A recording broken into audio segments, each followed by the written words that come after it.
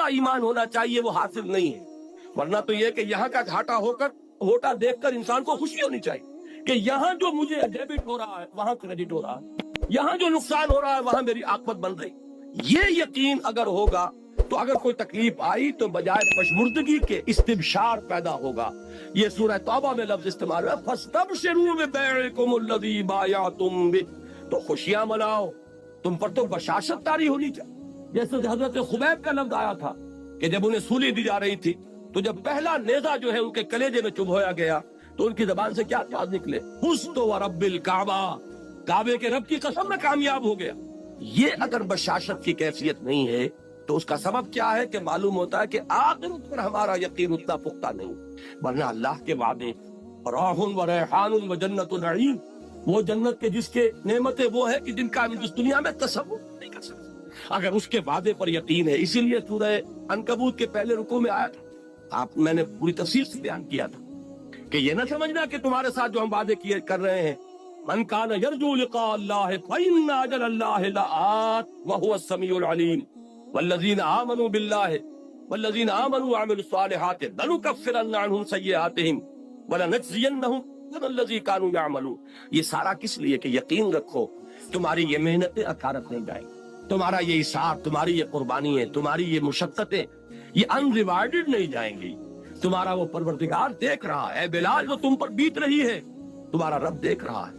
ऐ Khabbab जो कुछ तुम पर इस वक्त गुजर रही है तुम अपने रब की निगाहों में हो। फइन्नका बिअयुनिना, हम सब कुछ सुन रहे हैं। ऐ बिलाल इस हाल में कि तुम्हारे सीने के ऊपर भारी सिल रखी हुई है और ऊपर से सूरज आग बरसा रहा है, नीचे से जमीन तवे की तरह जल रही, इस वक्त भी तुम्हारी जबान से जो लफ्ज निकल रहा है अहदुन अहद अहदुन अहद, अल्लाह सुन रहा है कि मेरा एक बंदा है जो इस मुशक्कत के अंदर भी मेरी तौहीद का नारा लगा रहा। तो ये चीजें यूं ही नहीं चली जाएंगी, इसका भरपूर सिला तुम्हें मिलेगा, भरपूर बदला मिलेगा। जब तुम हमारे हुजूर में हाजिर होगे खिलाफतों से नवाजे जाओगे। अगर ये यकीन पैदा हो जाए तो फिर बड़ी से बड़ी कुर्बानी बहुत सहल हो जाए, बड़ी से बड़ी तकलीफ आएगी, तबीयत में खुशी होगी कि अल्लाह ने, जैसा कि मैंने पहले कहा था, ज़हे नसीब कि अल्लाह ने हमें इस काबिल समझा कि हमारी हड्डी अपने रास्ते में छुड़वाई, हमें ये मुसीबत अपनी राह में पहुंचाई। ये अल्लाह ताला की तरफ से गोया कि शर्फ कबूल हो जाने का एक सबूत है कि अल्लाह ताला ने हमें कबूल फरमा लिया। ये अंदाज होगा कब, जबकि आखिरत का यकीन। तो फरमाया वमा हाज़िहिल हयातुद दुनिया इल्ला लहवुम व लइब, ये दुनिया की जिंदगी तो सिवाय खेल कूद के कुछ नहीं। जैसे ड्रामा होता है 3 घंटे का, ये 30 बरस का ड्रामा है। किसी को हमने झोपड़ी में पैदा कर दिया है, किसी को गोल्डन स्पून के साथ पैदा कर दिया, सिल्वर स्पून नहीं गोल्डन स्पून। लेकिन ये कि ये भी जब आंख खुली कुल की तो मौसम था खिदा का, जरा सी देर है इधर आंख खुली, वो 60 करोड़ तकसीम हुए हो या 60 अरब तकसीम हुए हो, वो बहरहाल जो दुनिया से गया उसके लिए तो एक पैसा भी नहीं है। ये बात अच्छी तरह समझ लीजिए कि चाहे कोई वडेरे के घर पैदा हो गया, कोई झोपड़ी में पैदा हो गया, ये इस दुनिया की जिंदगी ही का है ना एक रोल। हो सकता है कि जो यहाँ किसी झोपड़ी के अंदर अपनी जिंदगी के दिन गुजार रहा है और किसी चटाई पर बैठा हुआ है, वो वहां उन आलीशान महल्लात का वारिस बने, जैसा कि यहाँ आ रहा है, मिनल जन्नत गुरफन तजरी मिन ताहतिल अनहार खालिदीन फिहा, वो जन्नत के वो उनको झरोके मिलेंगे, वो बाला खाने मिलेंगे जिनके दामन में नदियां बहती हों। जैसे कि सूरह सफ में हम पढ़ा है, वह मसाकिन तय्यबतन फी जन्नात अदन, जन्नात अदन में बड़े पाकीज़ा घराने हमने उनके लिए तैयार किए। जो यहाँ झोपड़ी में बैठा हुआ है, आखिर क्या मोइनुद्दीन अजमेरी ने सारी उम्र चटाई पर देखा? क्या मोहम्मद रसूलुल्लाह सल्लल्लाहु अलैहि वसल्लम ने सारी उम्र चटाई पर देखा? वो वाक़या ईला जब हुआ था उसका आपने सुना होगा, ये एक वाक़या कि जब 1 महीने के लिए हुजूर ने अज़वाज मुतहरात से जरा ताल्लुक अपना मुनक़ते कर लिया था, सूरह अहज़ाब में उसका मुफस्सल जिक्र मौजूद है। तो हजरत उमर, हुजूर एक बाला खाने पर तन्हा अलहदा थे क्योंकि अज़वाज से लाताल्लुकी कर ली थी।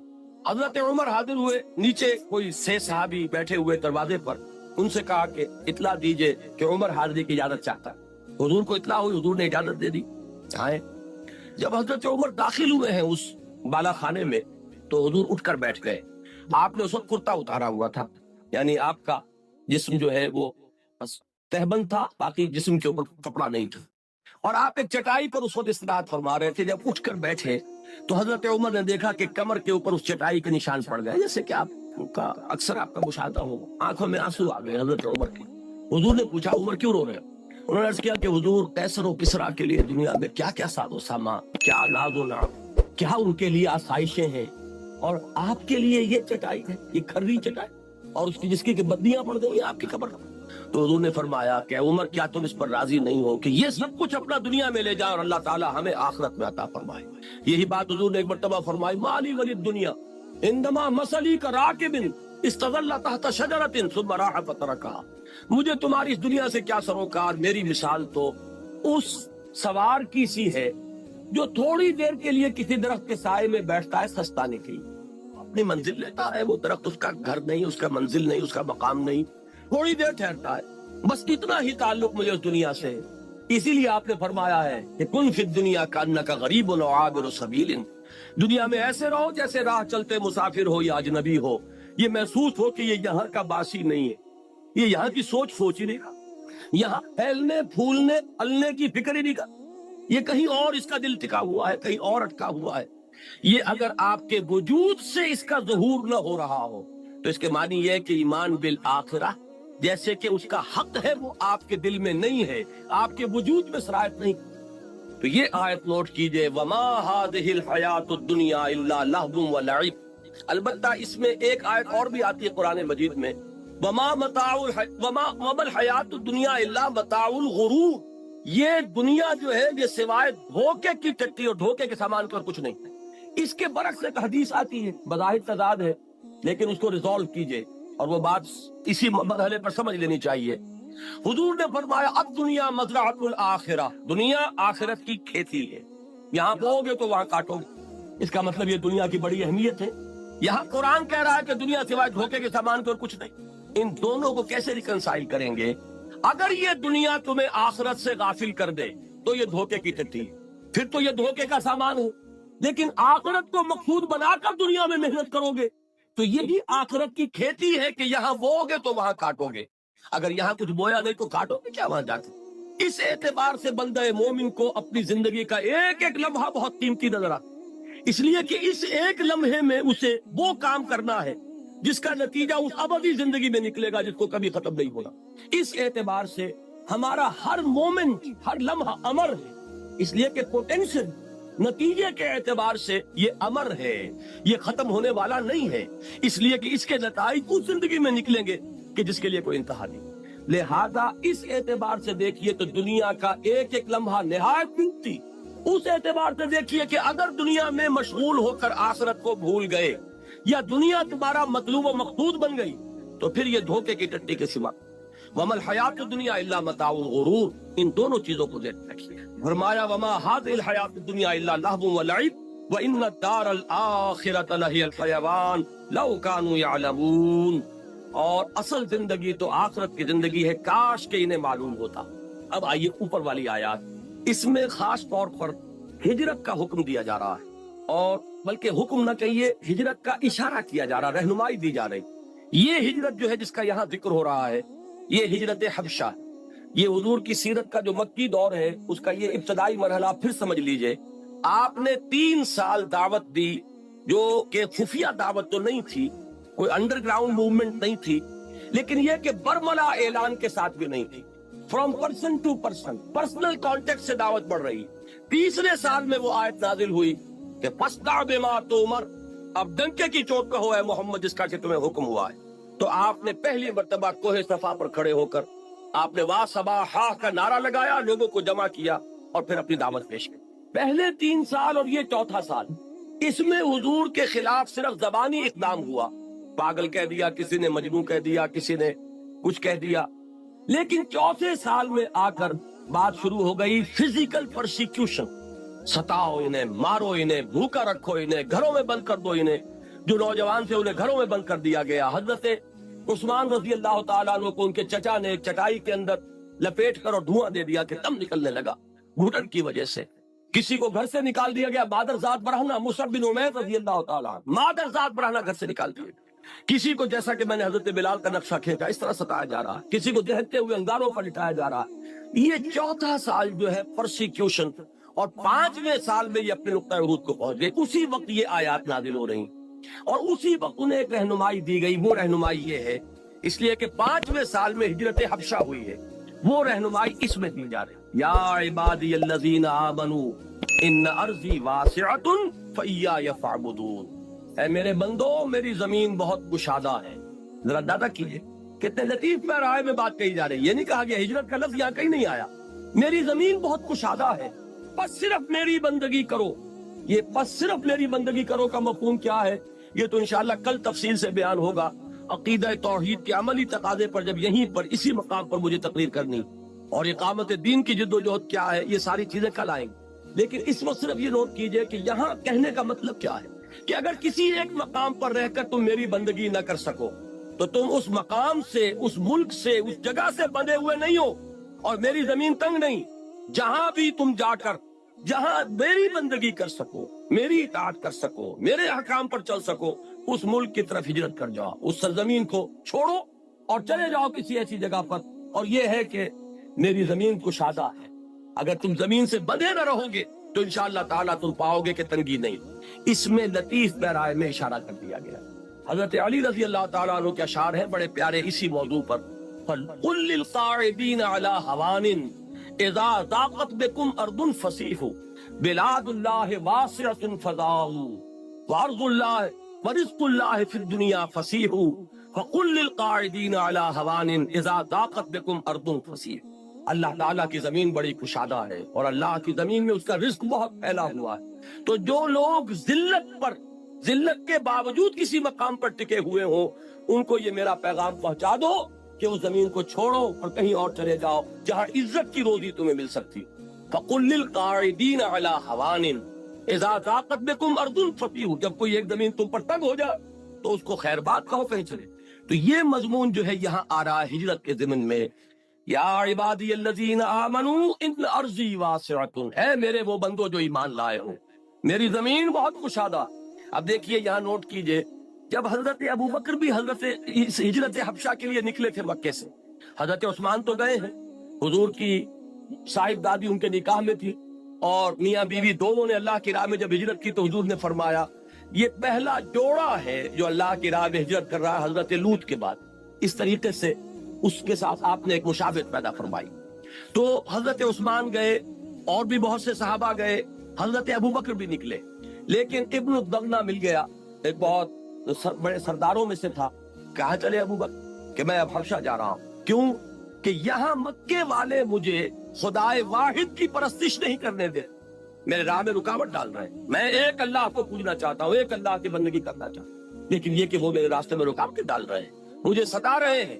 تو اس شخص نے کہا تھا کہ ابو بکر ہم تمہیں کیسے جانے دیں گے جبکہ تم تو یتیموں کی سرپرستی کرتے ہو، بیواؤں کی خبرگیری کرتے ہو، تم بھوکوں کو کھانا کھلاتے ہو۔ یہ میں عرض کیا کرتا ہوں کہ یہ صدیقیت کا جو مقام ہے، اور صدیقیت کبریٰ حضرت صدیق اکبر ہے ابو بکر، اس کا ایک بڑا قریبی تعلق ہوتا ہے مقام نبوت سے۔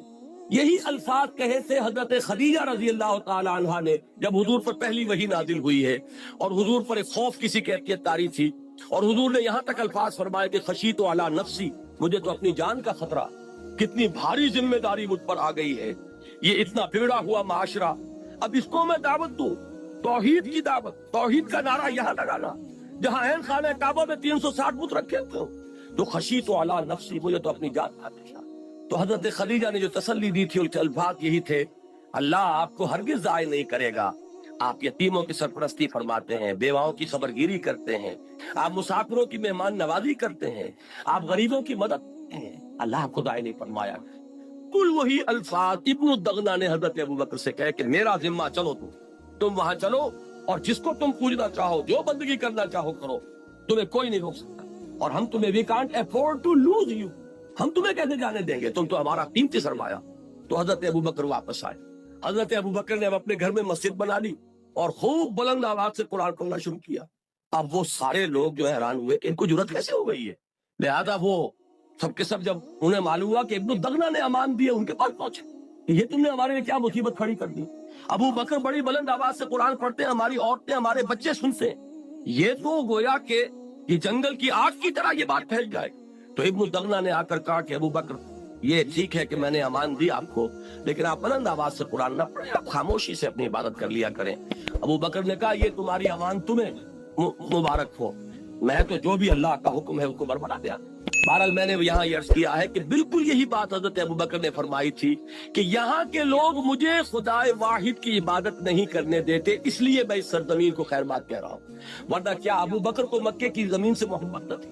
کیا حضور جب ہجرت کر کے جا رہے تھے، آپ کو یاد ہوگا کہ جب خانہ کعبہ سے خطاب کیا تھا حضور نے کہا کعبہ مجھے تجھ سے انتہائی محبت ہے، لیکن کیا کروں کہ یہاں کے لوگ مجھے رہنے نہیں۔ تو انتہائی محبت ہوتی ہے انسان کو سرزمین سے کہ جہاں وہ پیدا ہوا ہو، پلا ہو، بڑھا ہو۔ پھر جہاں خانہ کعبہ ہے، جن لوگوں کی باطنی آنکھیں کھل چکی ہوں انہیں تو معلوم ہے کہ کتنی بڑی قیمتی شے ہے یہ کہ جو ہمیں حاصل ہے، لیکن یہ کہ خدا واحد کی بندگی یہ ان تمام چیزوں سے عظیم تر ہے۔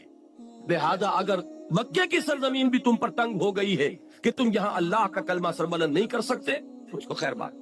یا عبادی الذین آمنوا ان ارضی واسعۃ فایایا فاعبدون۔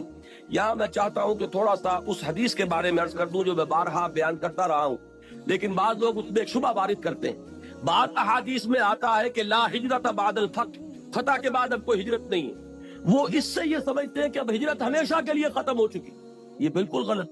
ہجرت کی نیت مسلمان کے اپنے دل میں رہنی لازم ہے، مرحلہ آئے نہ آئے، لیکن نیت جیسے قتال کی ہونی لازم ہے، اور یہ آرزو دل میں ہونی ضروری ہے کہ اللہ کو وقت آئے کہ خالص تیرے دین کی سربلندی کے لیے کوئی قتال ہو اور جنگ ہو اور اس میں حصہ لوں اور میری گردن کٹے۔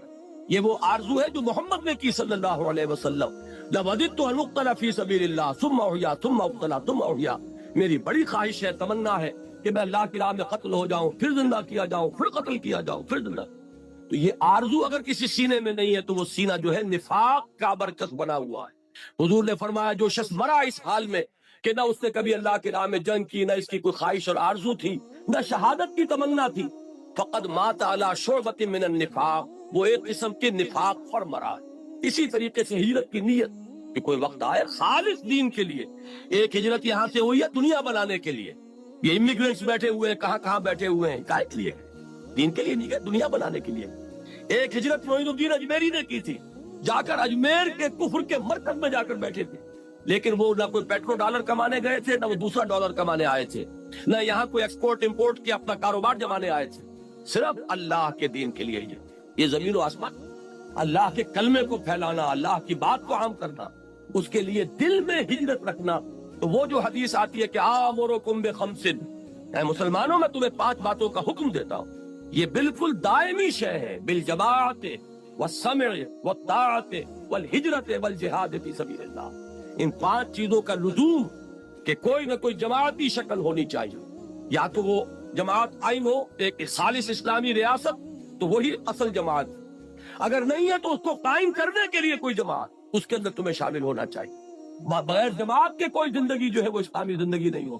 پھر جماعت بھی سمع و اطاعت والی جماعت کے سنو اور اطاعت کرو، ڈھیلی ڈھالی جماعت نہیں، 4 آنے کی ممبری والی جماعت نہیں۔ اور پھر یہ کہ جماعت کیا کرے گی؟ ہجرت اور جہاد۔ اور ہجرت کہاں سے شروع ہو جاتی ہے؟ پوچھا گیا کہ ایو الہجرت افضل یا رسول اللہ، اے اللہ کے رسول یہ بتائیے سب سے اعلیٰ اور افضل ہجرت کون سی ہے؟ فرمایا ان تہجر ما کرہ ربک، یہاں سے ہجرت شروع ہو گئی۔ ہر اس چیز کو چھوڑ دو جو تمہارے رب کو پسند نہیں۔ اگر رشوت لے رہے تھے، رشوت چھوڑنے کا آج عزم کیجئے، گویا کہ ہجرت شروع کر۔ گھر میں اگر پردہ نہیں تھا، پردہ نافذ کیجئے، گویا کہ ہجرت کا آغاز ہو گیا۔ معاشرے سے آپ کٹیں گے، آپ کی دوستیاں کٹ جائیں گی، آپ کی رشتہ داریاں ہو سکتا ہے کہ ان میں خلل واقع ہو جائے، ہجرت ہو جائے۔ گھر میں رہتے ہوئے ہجرت ہوگی۔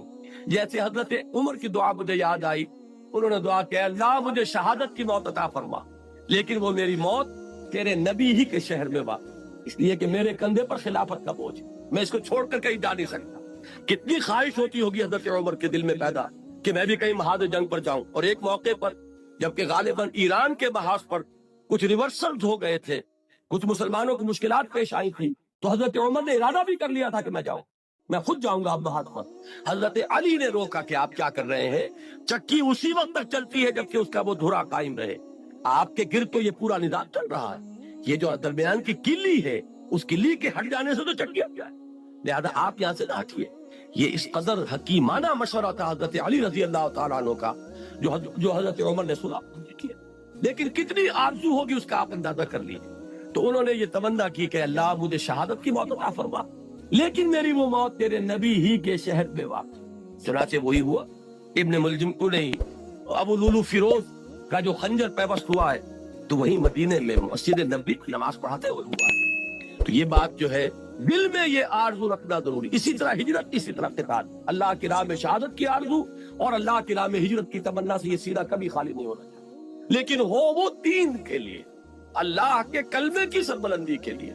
बाकी दुनिया के लिए हिजरत तो सब कौमें इधर से उधर आती है, आर्या आ गए थे कहाँ से चलकर हिंदुस्तान। तो ये जो है माशी हिजरत और दुनिया की और आसाइशों के लिए हिजरत, वो तो दुनिया में होती रहती है। असल हिजरत वो कि जो दीन के लिए हो, तो उसका इशारा कर दिया गया। ये हिजरत हबशा सन 5 में वाक़ हो गई, सन 5 नबवी में। या इबादी अल्लज़ीना आमनू इन्न अर्ज़ी वासिअतुन फइया फअबुदून कुल्लु नफ्सिन ज़ाइक़तुल मौत सुम्मा इलैना तुरजऊन। हर जी नफ्स को मौत का मजा चखना, ये वो ईमान बिल आखिरा। दुनिया आर्जी है, फानी है। यहाँ का बड़े से बड़ा नुकसान भी बहुत ही आर्जी और फानी, यहाँ का बड़े से बड़ा नफा भी बहुत ही आर्जी और फानी। जो सूरह तगाबुन में हमने पढ़ा था कि ज़ालिका यौमुत तगाबुन, हार और जीत के फैसले का दिन तो वो है यौमुल क़ियामा। नफे और नुकसान के फैसले का दिन तो वो है, कौन घाटे में रहा कौन नफे में रहा, वो तो उस रोज तय होगा। वल्लज़ीना आमनू व अमिलुस सालिहात, और वो लोग जो ईमान लाएं और नेक अमल करें। ये मैं पहले तफसील से बयान कर चुका हूँ कि अमिलुस सालिहात से मुराद क्या है। हमारा बदकिस्मती से एक तसव्वुर बन गया, अमल साले का जब लफ्ज़ आएगा नमाज रोजा, ये चंद चीजें आएंगी, बस उससे आगे कुछ नहीं।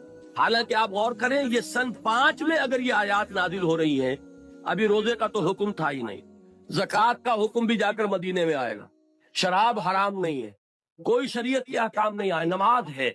नमाज का 5 वक्ता निजाम चाहे ना हुआ हो, लेकिन नमाज थी, क़यामुल लैल था, रात का खड़ा रहना था, लेकिन या 2 वक्त की नमाज थी, जो भी थी, 5 वक्ता नमाज का हुक्म आया सन 11 नबवी में, हिजरत से कोई 1-1.5 साल कबल, जबकि हुजूर को मेराज हुई और मेराज में वो 5 वक्ता नमाज का आपको, लेकिन उससे पहले वो भी नहीं।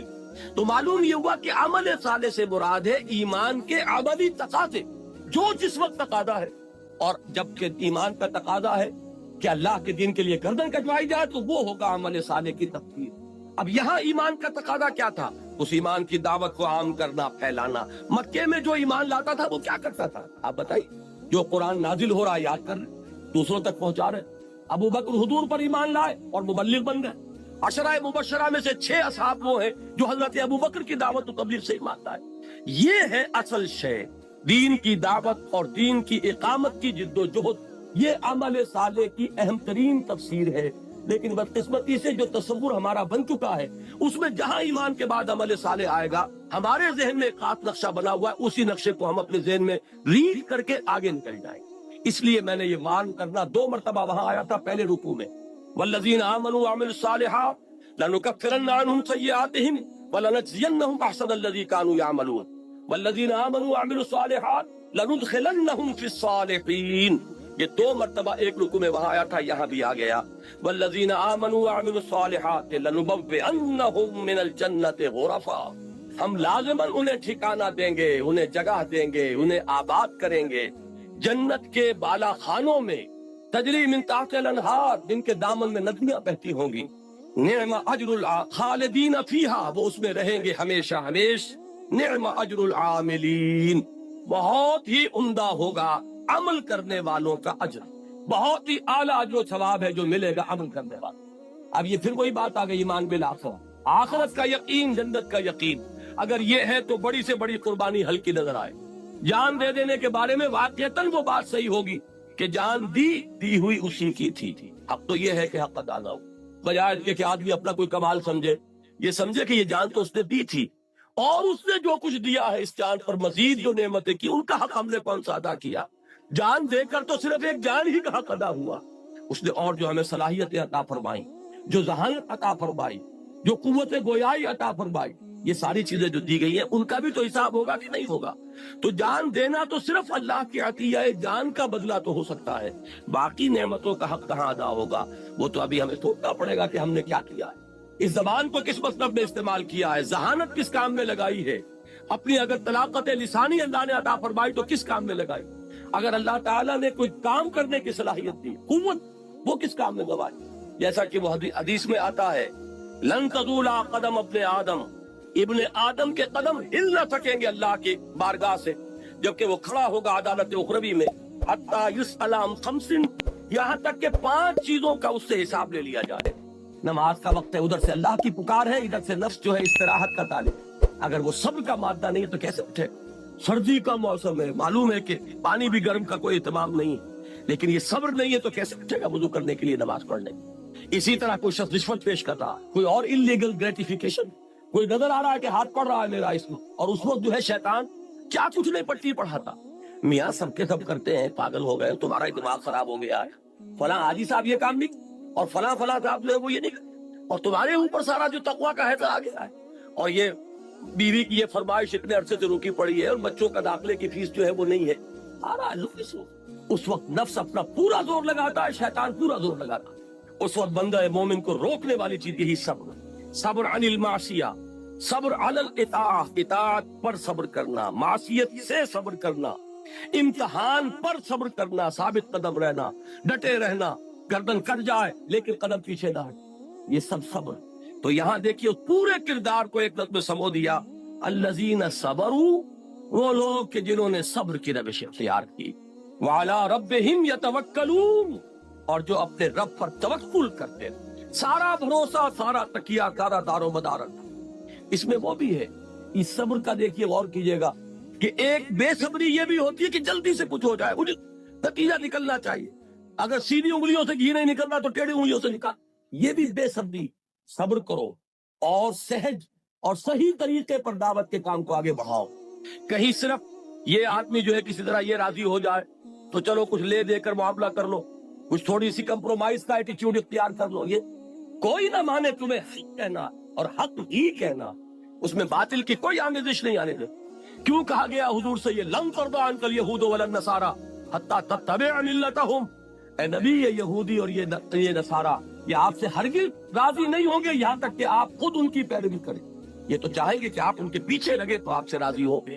तो आप तो जो भी बात आप हक जो आप पर नाज़िल किया गया उसको कहते रहिए, डंके की चोट उसी का ऐलान। कल इंशाअल्लाह ताला इस मौजू पर भी तफसील से गुफ्तगू होगी। अब ये आयत आ रही है, बस 2 आयतें रह गई हैं, घबराइए नहीं, जल्दी हम खत्म करते हैं। ये कामत दीन की जिद्दोजहद में जो लोग लगे हुए हो उनके लिए जाहिर बात है खुद भी नफ्स के अंदर से भी ये बात सामने आती है और लोग भी उसे इस तरह मुतवज्जे करते हैं, मियाँ क्या खाओगे, क्या पियोगे, ये सारी जरूरतें जिंदगी की है, उसका कोई इंतजाम, कोई एहतमाम, आखिर कुछ ना कुछ बुरे वक्त के लिए पसंदाज होना चाहिए ना, शुरू में सब ये सारी चीजें इंसान के अपने अंदर से भी उभरती हैं। और कुछ लोग भी होते हैं बड़े नाफिहाना अंदाज में, बड़े मुशफिकाना अंदाज में और बड़े ही बुजुर्गाना अंदाज में जो ये सारा ये पट्टी पढ़ाते हैं। अब ये है जिसका इलाज दिया जा रहा इस आयत, वकाय्यिम मिन दाब्बतिन ला तहमिलु रिज़्क़हा अल्लाहु यर्ज़ुक़ुहा व इय्याकुम, और कितने ही हैं चौपाए इस जमीन में कि जो अपना रिस्क उठाए नहीं फिरते, अल्लाह ही उनको रिस्क पहुंचाता है, वो भी वही तुम्हें भी रिस्क पहुंचाता। ये यकीन है अल्लाह की रज़्ज़ाक़ियत। इसका ताल्लुक है साबिक़ आयत के लफ्ज़ तवक्कुल से, वो अल्लाह जिसने मुझे पैदा किया, वो अल्लाह के मैंने अपने आप को उसी के दीन की खिदमत में लगा दिया है, क्या वो मुझे बिल्कुल छोड़ देगा? क्या वो मेरी मदद नहीं करेगा? क्या वो मुझे रिस्क नहीं पहुंचाएगा? वो पत्थरों के अंदर कीड़े हैं, उन्हें रिस्क पहुंचा रहा, तुम्हें पहुंचाएगा। सोचो तो सही, कितना सूए ज़न है, कितना अल्लाह ताला के बारे में अल्लाह से बेएतमादी है तुम्हारे अंदर। बिल्कुल यही अल्फाज है हजरत मसीह अलैहिस्सलाम के सर्मन ऑफ द माउंट में, वो जो पहाड़ी का वाज जिसके बारे में 12 मैंने कहा है आपसे कि उससे ऊंचा, उससे ज्यादा मुअस्सिर वाज मेरी नजर से आज तक नहीं गुजरा। मत्ती की इंजील में मैं मशवरा दूंगा कि जब भी अगर मौका मिले मत्ती की इंजील में वो पहाड़ी का वाज जरूर पढ़िए। उसमें अल्फाज ये है, क्यों फिक्र करते हो कि क्या खाओगे, जंगल की चिड़ियों को नहीं देख, न वो हल चलाती हैं, न बीज बोती हैं, न फसल काटती हैं, फिर भी मैं तुमसे कहता हूँ कि वो सुबह खाली पेट निकलती हैं और शाम को आसूदा होकर लौट कर आती हैं। तो वो खुदा जो जंगल की चिड़ियों को रिस्क पहुंचा रहा है, क्या वो तुम्हें ना पहुंचाएगा? लेकिन तुम्हें अल्लाह पर यकीन नहीं है और तुम क्यों सोचते हो, क्यों फिक्र करते हो कि क्या पहनोगे? जंगल की शोषण को नहीं देखते, वो ना बोती है, न काटती है, न बुनती है, फिर भी मैं तुमसे कहता हूँ कि जैसा शानदार लिबास वो पहनती है, सुलेमान भी अपनी तमाम तर शान शौकत के बावजूद वैसा मुलब्बस न था। तो जो तुम्हारा वो बाप, आसमानी बाप, जो उस जंगल की घास को इतने खुशनुमा लिबास दे रहा है, जो अब है और कल तनूर में झोंक दी जाएगी, क्या वो तुम्हें नंगा रखेगा?